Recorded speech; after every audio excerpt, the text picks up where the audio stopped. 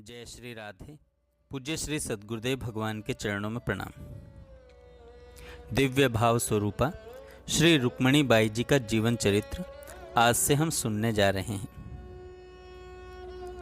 दिव्य भाव स्वरूपा रुक्मणी बाई जी की जीवन गाथा का यह पुष्प उनके द्वारा स्थापित भागलपुर स्थित श्री महिला संघ रूपी नव वृंदावन की परम आराध्या श्री बरसाने वाली के श्री चरणों पर श्रद्धा सहित समर्पित है।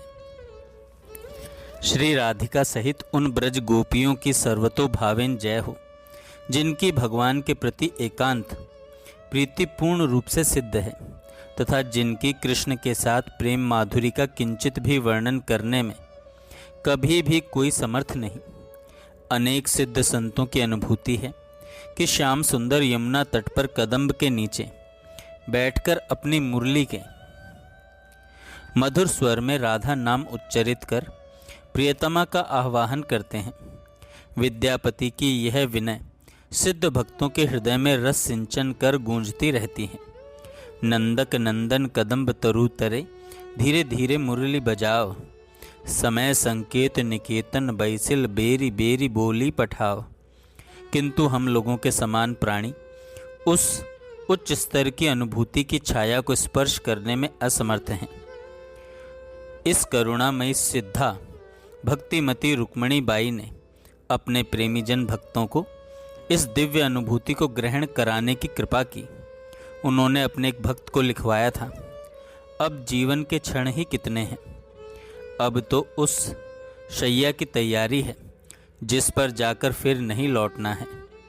कुमुद वन लहरा रहा है, पवन झकोरे ले रहा है, पपीहा पीऊ पीऊ की रट लगाए बैठा है, कोयल कुहुक रही है, अब आम मंजरी नहीं, अब तो आम पककर गिरने ही वाला है।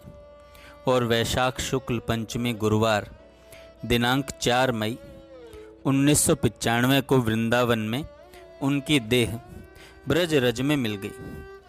ललित किशोरी का सपना साकार हुआ। चूर चूरे है जाए, चूर चूरे है ब्रज रज मिलिए, यह ही शोभा सारी है। एक बार वृंदावन में कांता भाव सिद्ध भक्तिमती गिरजा देवी रमण रीति में बाबा श्री गौरांग दास जी के दर्शन के लिए गईं। अनेक भक्तगण उपस्थित थे। जब गिरजा देवी दर्शन करके लौटी तो उस स्थान की रज को जहाँ वे बैठी थी बाबा ने अपने माथे पर लगा लिया। किसी ने पूछा, बाबा आपने ऐसा क्यों किया?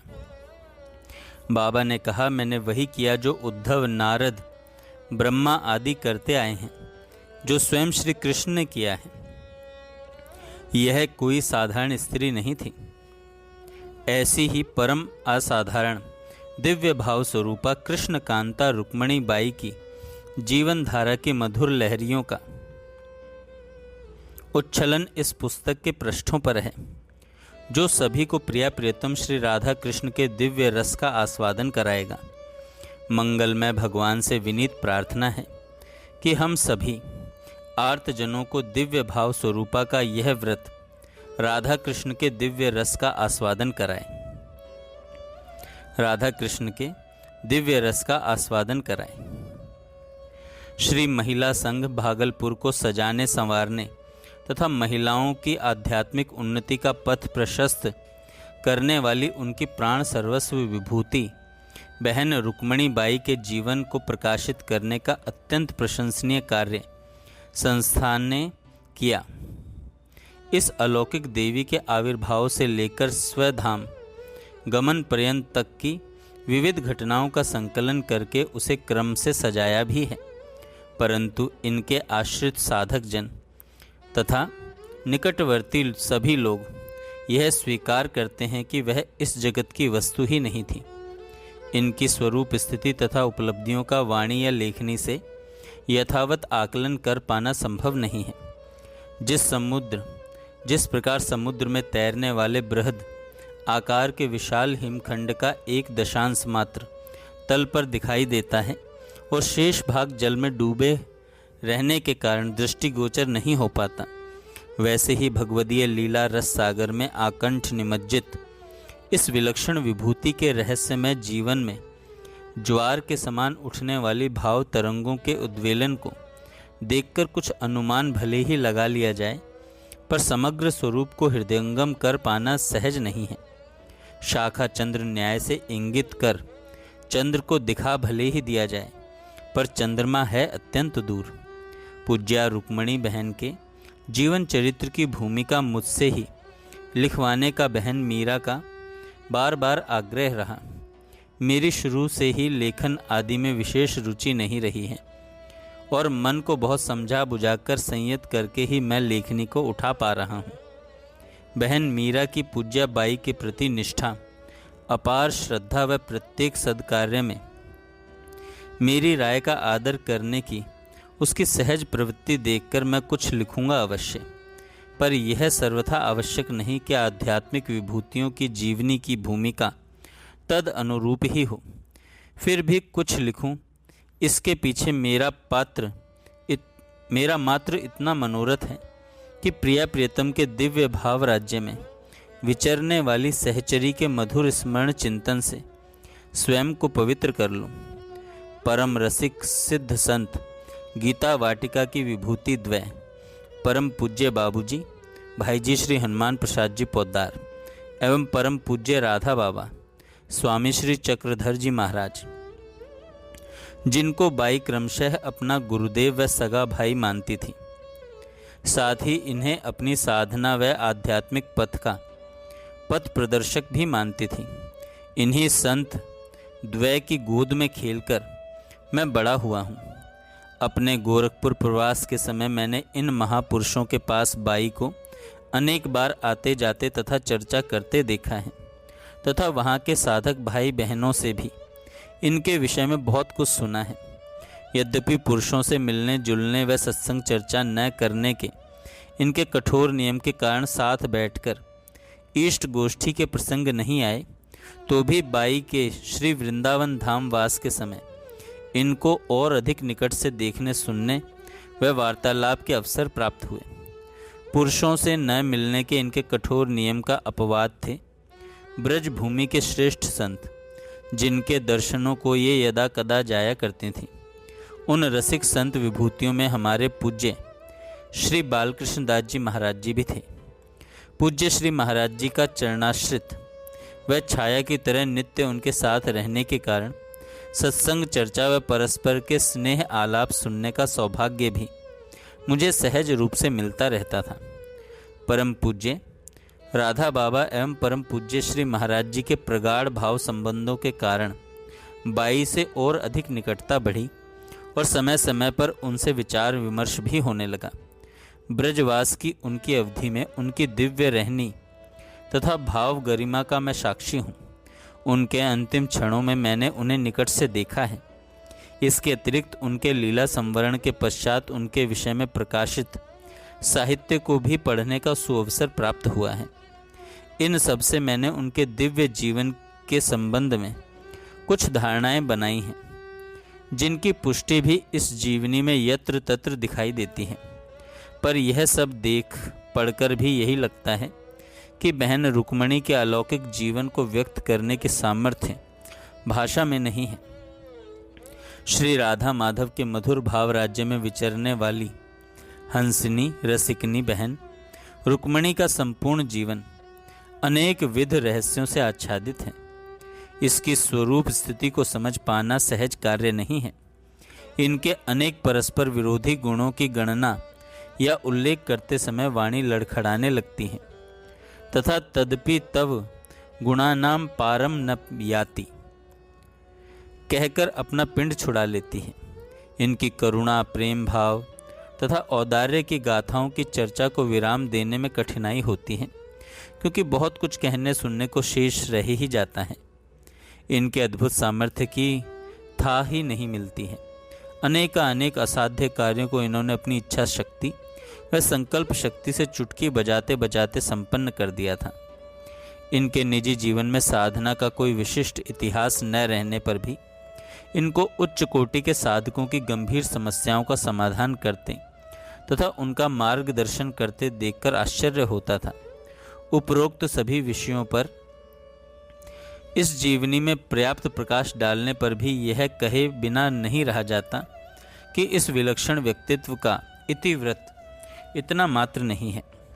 अभी इनके विषय में और भी बहुत कुछ कहा लिखा जा सकता है। यह शील तथा मर्यादा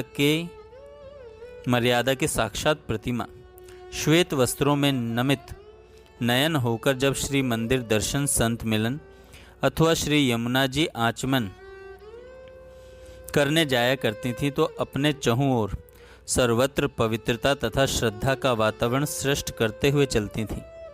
यमुना पुलिन पर इनकी शांत तथा सौम्य मुद्रा सहज ही आगंतुकों के मन में आदर का उन्मेष कर देती थी। इनका निश्चल तथा निष्पंद कलेवर एक ही आसन पर घंटों तक निर्निमेष रह जाता था और बाई अपने लीला राज्य में प्रविष्ट हो इतनी दूर निकल जाती थी कि देश काल की सीमाओं का भान ही नहीं रहता था। ये समाधि लगाती नहीं थी, समाधि स्वयं इन्हें लग जाती थी। भाव व तल्लीनता की इस स्थिति में देह का निर्वाह कौन करे? भाव सागर में उठने वाली उत्ताल तरंगों से कंपित देह के संबंध में कई बार यह आशंका होने लगती थी कि देह इस भावोद्दीपन को सह भी पाएगा अथवा नहीं। घोर शीतकाल में भी श्री यमुना जी के ठंडे जल में अत्यंत सुखपूर्वक घंटों घंटों आकंठ पूर्ण डूबे हुए स्नान करते रहना उनका सहज स्वभाव था। प्रस्तुत जीवनी में यह भी वर्णित है कि यह सौम्य आकृति जब प्रियतम श्री कृष्ण प्रियाजी अथवा सखियों के भाव से भावित होकर भाव के अनुसार वस्त्र अलंकारों से स्वयं को सुसज्जित करने के लिए निर्देश देती थी और उस सरस वेश में उनके पगों की पायल झनक उठती थी, तो रूप लावण्य की वह थिरकती हुई प्रतिमा अपने हाव भाव कटाक्ष से एक अभिनव मादकता का वातावरण सृष्ट करती हुई अपने साथ साथ सभी को नृत्य करने के लिए विवश कर देती थी। कुंज निकुंज रास आदि सरस लीलाओं का अनुकरण सहज रूप में होने लगता था। यह क्रम कई कई रात्रियों तक चलता रहता था। नित नए नए आवेशों के कारण लीलाओं की नूतनता सदा बनी रहती थी, जिसकी मस्ती उनके मन प्राण पर छाई रहती थी। ये देह सुधी भूली सी चलते फिरते उठते बैठते आगामी लीला सुख स्फूर्ण में रहती थी। श्री महिला संघ भागलपुर के परिसर का नव वृंदावन नामकरण कर तथा वहाँ लीला स्थलियों कुंज निकुंजों श्री विग्रहों की प्रतिष्ठा कर बाई ने ऐसा दिव्य वातावरण सृष्ट किया है जिससे वहाँ पर रहने वाली प्रत्येक बहन के मन में यह भाव दृढ़ रूप से अंकित हो गया है कि हम भी उसी लीला जगत की हैं तथा भविष्य में हमारा पर्यवसान भी सखी रूप में होना सुनिश्चित है। युगल की इस नित्य सहचरी के विशुद्ध सत्व में कलेवर में दिव्य लोक की कितनी ही सहचरियों के भावों अनुभावों की अभिव्यक्ति के साथ साथ सरस सुललित ब्रज भाषा के प्रयोग की बात भी जीवनी के पृष्ठों पर अंकित है। इनके शैशव से लेकर स्वधाम पधारने तक प्रियतम नंद नंदन की इनके साथ छेड़छाड़, लाड प्यार तथा संभाल के विषय में भी बहुत कुछ लिखा गया है। ब्रज भाव, ब्रज भूमि, ब्रज रज, ब्रजवासियों, ब्रज के भक्तों एवं ब्रज के अधिष्ठात्री श्री राधा रानी के नाम के प्रति बाई के सहज अनुराग को शब्दों में व्यक्त नहीं किया जा सकता। यह बात भी सर्वांश में पुष्ट हो जाती है कि दिव्य निकुंज राज्य की सहचरी इस धराधाम पर वर्तमान काल के ब्रज रस सिद्ध संतों के दर्शनों का लोभ संवरण न कर सकी और श्रीमन महात्रिपुर सुंदरी के अनुग्रह प्राप्त कुल की बालिका के रूप में हमारे दृष्टि पथ पर आई। यह भी दृष्टव्य है ही कि इन संतों परम पूज्य श्री भाई जी एवं पूज्य राधा बाबा के स्वधाम गमन के कुछ समय बाद ही यह भी निज लोक को गमन कर गई। ब्रज की इस अपूर्व निधि के प्राण ब्रज में ही बसे रहते थे। श्री बांके बिहारी एवं श्री राधा वल्लभ को मुग्ध भाव से निहारने की मुद्रा, रसलीन भंगिमा संग की सखियों को गुदगुदा देती थी। बरसाना जाती तो अपने पीहर आने की बात कहकर प्रफुल्ल और चंचल हो उठती थी। जब नंदगांव पहुंचती तो परिवर्तन होते देर नहीं लगती थी वहाँ कुछ गंभीर हो जाती नेत्रों में सकुचाहट और मन में ललचाहट लिए नंदगांव की पावन भूमि को दोनों अंजलि बांधकर प्रणाम करती थीं। वे देह सुधि भूल किसी अप्राकृत चिन्मय राज्य में खो जाती थीं। गोवर्धन जाने पर स्वयं भी आनंदित होती और साथ के अन्य मिलने जुलने वालों को परिक्रमा करने की प्रेरणा देती थीं। मानसी गंगा के तट पर घंटों बैठी रहती थीं। ऊंचे गांव श्री ललिता जू का गांव में एक बार बिना अन्य किसी को सूचना दिए चुपचाप पहुंच गई। वहां अकेली ही ब्रजवासिनी महिलाओं के साथ नृत्य गान में मग्न हो गई। इनके ब्रज प्रेम के विषय में बहुत कुछ लिखा जा सकता है। बहन रुक्मणी के स्वरूप स्थिति की भूरी भूरी प्रशंसा परम पूज्य श्री भाई जी एवं पूज्य श्री राधा बाबा के अतिरिक्त स्वामी श्री शरणानंद जी महाराज जैसे दिग्गज संतों ने भी की है। परम पूज्य श्री बालकृष्ण दास जी महाराज जी के श्री मुख से भी मैंने बाई के विषय में बहुत कुछ सुना है। यह सभी संत ब्रज भाव के निभ्रांत एवं रसमर्मज्ञ संत माने जाते हैं। इस जीवनी में पूज्य श्री भाई जी के हाथ से लिखे गए पत्र को यथावत उद्धृत करके किसी प्रकार के छिद्रान्वेषण की संभावना को ही समाप्त कर दिया गया है। परम पूज्य भाई जी के आदेश को शिरोधार्य करके इन्होंने अपना स्वरूप का गोपन करके केवल महिलाओं में ही भगवत भाव वितरण करके तथा मधुर भाव रस चर्चा व लीला अनुकरण की नीति का अवलंबन करके स्तुत्य कार्य किया है। पूज्य श्री भाई जी की भाव संपदा को सहेज कर उसके उन्मुक्त वितरण का कार्य महिलाओं में करने का श्रेय बहन रुक्मणी को है। इन्होंने अपने दृढ़ संकल्प और प्रबल आत्मविश्वास से अपने अद्भुत सामर्थ्य का परिचय देते हुए महिलाओं में शक्ति संचार करके उनमें निर्भीकता, कार्य क्षमता व उत्साह भरकर इनसे बड़े बड़े आयोजनों को संपन्न कराया है, जिसे देखकर कर्तृत्व अभिमानी श्रेष्ठ व्यक्तियों का अभिमान भी गलित होकर उन महिलाओं की श्रेष्ठता को बरबस स्वीकार कर लेता है। ये शक्ति संचार के द्वारा लोगों का रोग निवारण कर देती थी, परंतु स्वयं रुग्ण होने पर शारीरिक कष्ट सहती रहती थी। अपने स्वास्थ्य के लिए किसी प्रकार का संकल्प विकल्प नहीं करती थी। यहाँ तक किसी डॉक्टर वैद्य से अपना नाड़ी परीक्षण भी नहीं कराती थी। इतनी सहनशीलता व नियमों में दृढ़ता शायद ही कहीं देखने को मिले। करुणामयी बहन रुक्मणी के प्यार एवं करुणा की गाथाएं सुनकर नेत्र नम हो जाते हैं, हृदय भर आता है। राह चलते हुए मार्ग में नाली में पड़ी हुई अनजान रुग्ण बुढ़िया माई को उठाकर उसकी सब प्रकार से संभाल करने वाली, एक अपंग हताश निराश अपरिचित बालक को अपनाकर उसके जीवन में अमृत घोलकर आत्मविश्वास का सृजन करने वाली, एक कैंसर रोगग्रस्त पति परित्यक्ता बालिका को रोग मुक्त करके उसका सुहाग लौटाने वाली तथा आश्रम के एक सामान्य से भृत्य तक को सद्गति देने वाली इस अनूठी विभूति की करुणा व उदारता की घटनाओं की तालिका का विवरण देना बहुत कठिन है। यह सब तो उसके कोमल स्वभाव की एक झलक मात्र है। कृपा एवं प्यार की विग्रह वह करुणामयी देवी क्या उसके नाम का अलख जगाने वाली, छाया की तरह उसके साथ लगी रहने वाली, उसकी प्रसन्नता और सानिध्य सुख के लिए अपने लौकिक हितों को अनदेखी करने वाली, उसके कुंज निकुंज तथा लीला स्थल को स्वच्छ तथा हरा भरा रखने के लिए तत्पर, उसके प्रिय राधा नाम को उसे सतत श्रवण कराने वाली, उसकी कीर्ति पताका को जगत में फहराने के लिए उद्यमशील रहने वाली बहनों को भुला पाएंगी।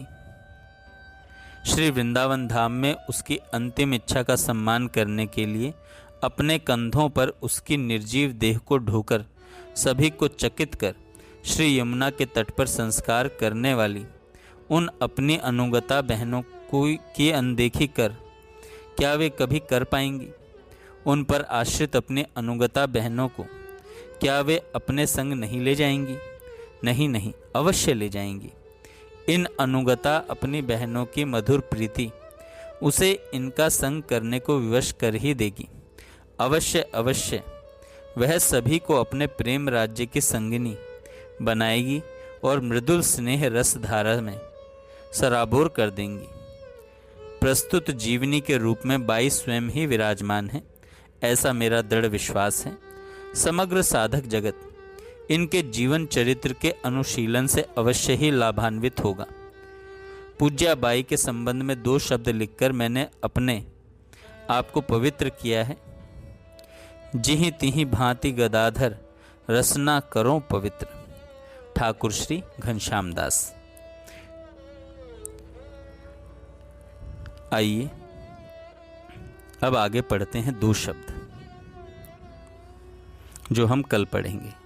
जय श्री राधे।